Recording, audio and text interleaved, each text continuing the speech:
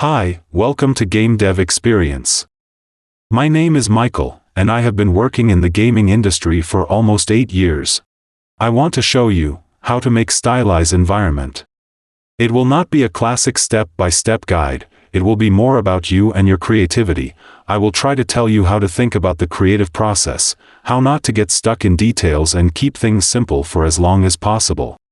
We look at references, clarify the first composition, make the first basic set of greybox assets, build a basic blockout scene in the Unreal Engine, talk about materials and texturing, finish the models, and finally light up the scene and do the post-process.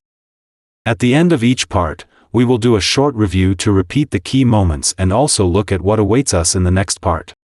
In the first episode, we will look at references and how not to get lost in them.